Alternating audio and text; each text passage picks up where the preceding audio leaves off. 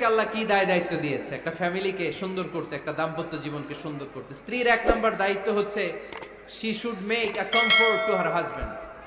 স্ত্রীর উচিত স্বামীর জন্য ঘরটাকে প্রশান্তির নীড় বানিয়ে রাখা। কি বানিয়ে রাখা? প্রশান্তির নীড়। স্ত্রী হওয়া উচিত এমন যাকে দেখলে স্বামীর চোখ জুড়ায়, স্বামীর প্রাণ জুড়িয়ে যায়, স্বামীর হৃদয়টা ঠান্ডা হয়ে যায়, ঠিক কিনা?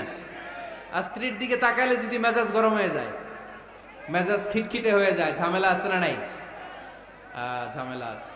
এজন্য মেহেরবানি করে আমাদের বোনরা যারা এমন কোনো কাজ করবেন না যেটা স্বামীর মেজাজকে খিটখিটে করে দেয়, কারণ আল্লাহ তাআলা আপনাদেরকে তৈরি করেছে লিতাসকুনু ইলাইহা, স্বামী আপনার কাছে গেলেই যেন তার হৃদয়টা প্রশান্ত হয়ে যায়, ঠিক কিনা? অনেক স্ত্রী আছে না জেনে না বুঝে স্বামীর সাথে এমন খিটখিটে মেজাজ দেখায় যেটা স্বামীর জন্য মেনে নেওয়া কষ্টকর, স্বামীর জন্য একটা ত্রাস হয়ে দাঁড়ায় স্ত্রী, ত্রাস। অনেক স্বামী আছে স্ত্রীর এরকম আচরণের কারণে, অতিরিক্ত প্রেসার ক্রিয়েট করার কারণে স্ত্রীদেরকে ভয় পায়।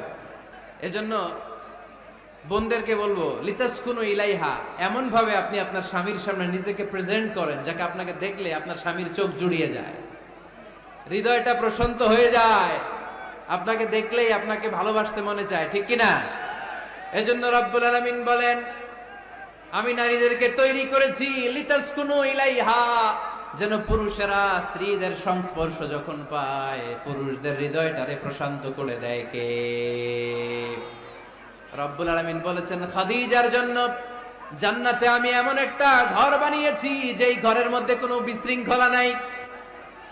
খাদিজার জন্য জান্নাতে এমন একটা প্রাসাদ আমি বানিয়েছি যেই প্রাসাদের মধ্যে কোনো আওয়াজ নাই, কোনো কোলাহল নাই, কোনো বিশৃঙ্খলা নাই।